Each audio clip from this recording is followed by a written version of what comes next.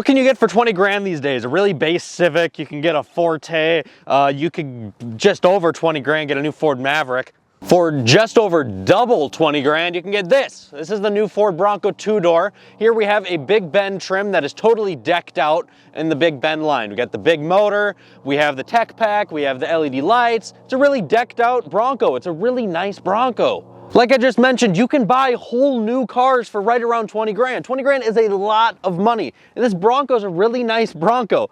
But for 20 grand more, almost to the dollar more than that Bronco, you can get this Bronco. This is a 2023 Ford Bronco Wildtrak, and today we are going to dive deep into figuring out if it is worth spending that much money and options on a Ford Bronco.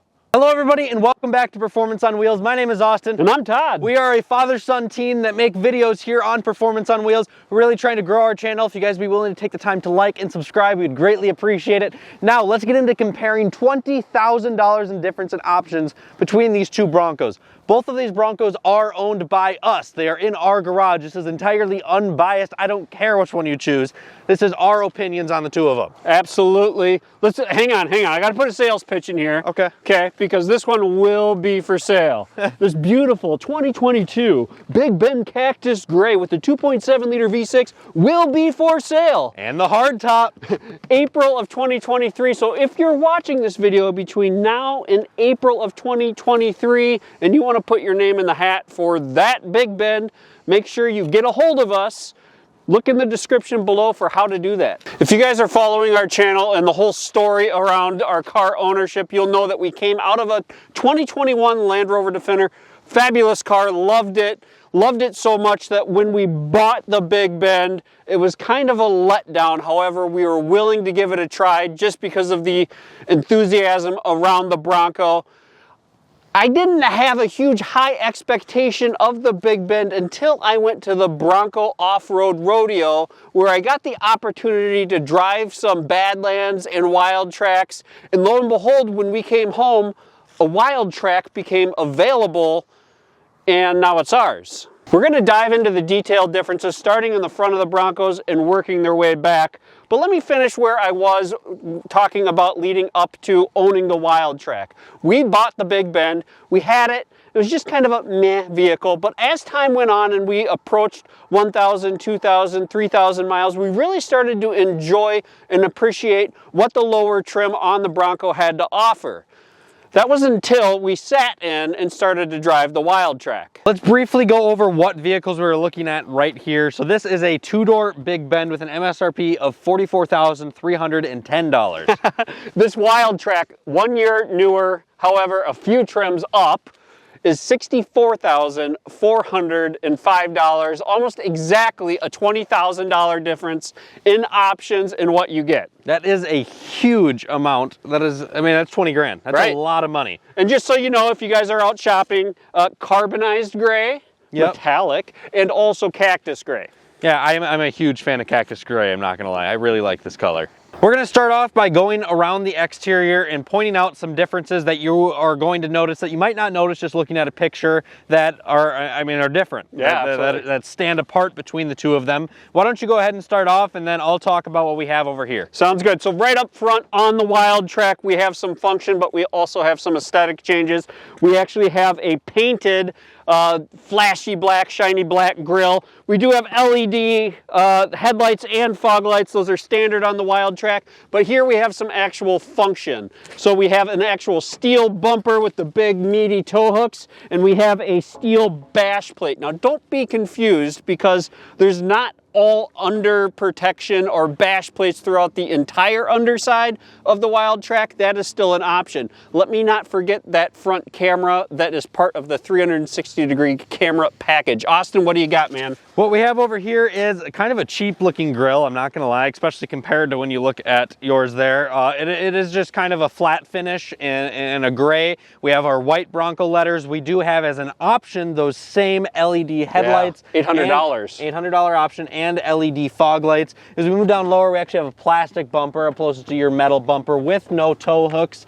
And actually we have like these little tow baby hooks. Tow baby hooks down low. They definitely don't look nearly as aggressive. And we just have a plastic plate all the way down. We don't have that metal bash bar. So quite funny. I did see something posted on social media quite recently actually, where there was a steel bumper and a steel bash plate up front that took a head-on collision with another car. Yeah, I'm gonna try to find this and post the picture here. It was nuts. You couldn't even tell that the Bronco was in an accident and the other car was completely totaled, so that does show some function. One thing I forgot to mention as well is we have those front park sensors that you don't have on the Big Bend. And I don't have a camera. Now let's work our way back just a little bit and let's talk about some of the stuff that you don't see necessarily, but you do pay for with the higher trim. We're talking about the Wildtrak specific Haas 3.0 Fox bypass suspension. It's over the top, it's awesome. This thing is tested on the Baja, taking a factory Wildtrak and racing it against modified vehicles and being right in line with the competition. So this is a proven off-road Baja rig right out of the factory, which is pretty cool. We're going to show some stuff here in just a few minutes on how this suspension affects the ride quality, and I think it'll be a pretty cool visual, so stick with for that. Anyways, you can see that not only do you have those Fox awesome shocks that are beefy compared to, just give Austin a second to show you the Big Bend here, but not only are those shocks beefy and big, but you also have bigger ball joints. Those bigger ball joints are a key contributor to the 35-inch Sasquatch tires that you see on this Wildtrak. Well, you could say, why wouldn't I just save my money on the bigger wheels and tires with the Sasquatch package and just get this? Well, the ball joints is a big part of that, because the first thing to go with bigger wheels and tires is your ball joints. So not only now are you paying, you know, probably $2,500 to $3,000 for a new set of wheels and tires, but now you're spending another $400 to $500 on ball joints all around, and that stuff adds up to the point where you could just put the Sasquatch package on and save your money. Other than the ball joints, the actual suspension components, what we have is the Haas 1.0 suspension system, which is 2 generations below the system that's in the Wildtrak, which makes a huge difference when it comes to ride quality. Before we move on from the suspension, let's talk about what that suspension is supporting, the tires. And from the factory on the Sasquatch package, we get that 35-inch really aggressive tire. That 35-inch tire is approximately 2.5 inches larger in diameter. It's not only the diameter, there's also 2.5 inches more of width, rubber hitting the trail over the Big Bend. That's not where it ends though. Just the sidewall in itself, that adds up to 1.25 inches of sidewall of bashing into rocks on the trail. This also affects the ride quality, which we will again talk about in just a moment. Let's take height into the equation. So I'm going to take this height right here and I'm going to lock it into my side. As I'm looking at those fender flares, notice the difference. Because we have a 2.5 inch wider tire, those fender flares are about 2.5 inches wider. I'm still locked into the height. I'm going to go over here to the Big Bend. You can see the difference on height right there. As we move down to the side of the Big Bend, we have a couple of things. There's not a whole lot to talk about though. We do have power mirrors, we have blind spot assist, and we do have keyless entry. That's about it. When we first got the Big Bend, it was my opinion that it had the options that you would want to make it a comfortable daily driver. I still believe that is true. But coming into the Wildtrak from after owning the Defender, now you have a touch of the luxury and also the tech that combines the two very nicely. The Defender that we had an MSRP of $58,000, so this Wildtrak is actually more expensive. Let's not forget that $2,500 of that is because we got the dual top. But anyway, staying on track here, on the side mirrors, we actually have that nice little luxurious touch that is a turn signal in the side mirror. It makes it look a little more appealing driving down the road. Let's not forget that we have the 360 view mirrors in here, which that is nice just for daily driving, pulling in and out of parking lots where you get the nice bird's eye view. And there's also the perimeter lighting feature, which this is pretty cool. Think of campsites, think of peeing in the woods, anything that would make sense for lighting up the perimeter of your Bronco or just in sections. That's a pretty cool feature. I like it. As we move into the interior of the Big Bend, this is where the majority of consumers are going to notice the biggest difference between the two of them. However, We do need to give praise to the Big Bend because there is a lot of stuff that is still very similar, especially for the massive price gap. We still have a leather wrapped steering wheel. The console pretty much looks the same. We have the same shifter. However, we have totally different seats. We have completely different technology. The technology is a massive difference from Sync 3 to Sync 4.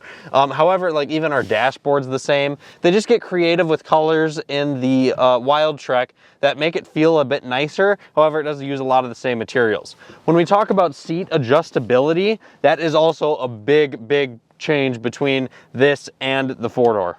If you do care about seat adjustability and you care about your passengers, that is also a big downside of the Big Bend. There is even less ways to adjust your seat over here on the passenger side. However, we do have a little bit more storage up here because we have less buttons up here on the Hero Pad. If we look up above that, we even have a spot to put our sunglasses. What can you say about that, Wildtrak? Very funny, Austin. We'll get to your sunglass comment in just a second. Let's hop into the Wildtrak, which I will say right off the bat, that is something not only the Wildtrak has to offer, but something with the Sasquatch, is you do notice a difference in the height. It feels like you're driving something of more substance. There's a lot to talk about in here with the options. There's a lot of tech that covers that $20,000 price gap. So let's start talking about that. So Austin mentioned that a lot of the material is the same. It is, but Ford did a nice job of putting these little blue touches and different colors to make it feel more luxurious, but we'll have that same durability with the tops off in here. Not only with our dashboard, but with our leather and vinyl seats, which is an option in this specific Wildtrak.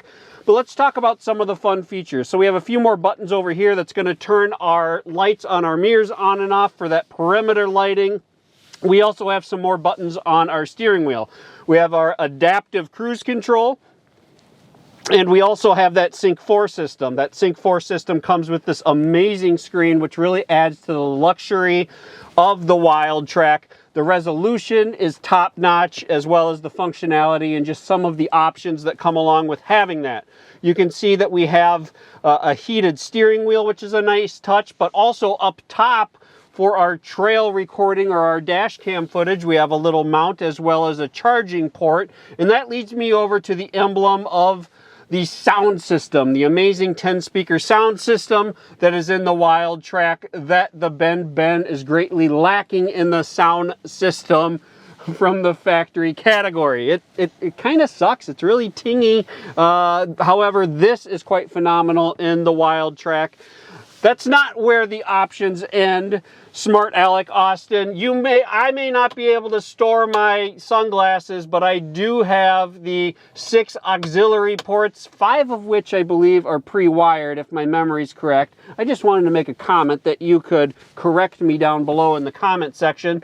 So you have one that's up front in the grill. You have 2 that's in your pillar, and I'm going off of memory here, so I'm going to get this wrong. You have 2 that's coming up to the pillar. I think you have 2 more that's in your glove box, and I believe there's 1 that goes to the back driver's side pillar in the rear of the car that are pre-wired for your auxiliary, for your fun accessories that you're going to add to your Wildtrak. You also have the HomeLink system, which, believe it or not, is quite nice to have versus having to have your auxiliary or additional home garage door opener with you. With your limited space that you get, you cannot get away from that regardless of what's trim. But what you do get in the Wildtrak is a wireless charging port. All the more reason to be tidy so you can actually use that charging pad with where its location is, with your limited storage that comes in the Wildtrak. Kind of a long clip, I realize that, because there are a lot of differences in the Wildtrak versus the Big Bend. So up on our Hero Pad, yeah, we have a few more buttons. We're only lacking 1. The only button we are lacking in the Wildtrak is the option that you can find on that Badlands, and that is the hydraulic sway bar disconnect, which is a really cool option. However, we don't have it. We do have our electronic locking front and rear differential. That leads into that suspension. We'll talk about the driving dynamic in just a moment here. Let's not forget about the additional option to have automatic 4x4, which all these combined lead into some additional GOAT modes. Because we have more tools in the toolbox, we have more adjustability in the computer to aid in our off-road driving. seat difference is substantial. Obviously, we have power seats here on the driver's side, and those power seats bring some additional adjustability. You also get that lumbar. You have lumbar on the Big Bend, but let's go check over on the passenger side. Now that we got over here, we have all the same adjustability and options for passenger comfort as driver comfort. This is huge compared to the Big Bend, that you have some lumbar. You can adjust your seat and your back in a lot more manners than just like the two that you can on the passenger in the Big Bend. Comes in handy on a road trip for sure. The other thing worth noting is we actually have an outlet in the Wildtrak, which can come in handy for all your gear when you're out touring the Baja. Before we wrap things up, we have to talk about the drivability, because this is a huge part of that $20,000 price gap. I think it's probably the biggest part of the $20,000 price gap. It's definitely something I noticed when I started driving the Wildtrak and comparing it to the Big Bend. You see, not only do we have the Haas 3.0, part of that is the rear sway bar link that the Big Bend doesn't even have. It's not even an option to get that. Yeah. It's specific to that 3.0. In addition to that, we also have the exact same steering rack that is found in the Bronco Raptor, which, call me crazy, you can feel the confidence inspiring, the more tightness that's in the steering wheel compared to the Big Bend when you talk about the Wildtrak. The Big Bend kind of rides like a really low trim, just F-150 truck, or maybe like even an F-250. Like it's rough, it's hard, you feel every single bump. That feels like a luxury SUV. It seriously does. It just floats over bumps, it goes over the road. I would never guess, like knowing how off-road oriented that Bronco is, how nice it rides. It is incredible. It really is incredible. And if you take this small example that we did of pushing down on each of the bumpers, both in the front and rear of the Big Bend and the Wildtrak, you'll notice the difference, and I think that this difference transfers directly to what you feel driving it down the road. Yeah. The Big Bend moves very easily. You can maneuver it, and it's uncertain, right? No, it definitely doesn't feel very stable on the highway at very high speeds, versus that just feels like, you know, your standard car or truck. Quick maneuvers over a lot of bumps. The Wildtrak does an awesome job of soaking that up. Thank you guys so much for tuning in to today's video here on Performance on Wheels, where we checked out the difference between the $20,000 price gap between these two Broncos. And I think before you purchased that Bronco, you thought it was a total joke going up that much in price on a Bronco. Yes, I'm glad you said that. It absolutely was my thinking. That was my thinking in the Defender, and I still think it is. However, in the Bronco, it transforms. The vehicle absolutely transforms. The $20,000 price difference is justifiable in my opinion. That is an expensive vehicle, but there is a substantial difference. There is, there truly is. Now, thank you guys so much. I'm curious down in the comments below, out of these two Broncos, knowing that having their prices in mind, which one would you end up taking? Also, while we have ownership of both these Broncos, please comment down below any video ideas that you guys have in the future. Thank you guys so much for tuning in today. We'll see you guys in the future.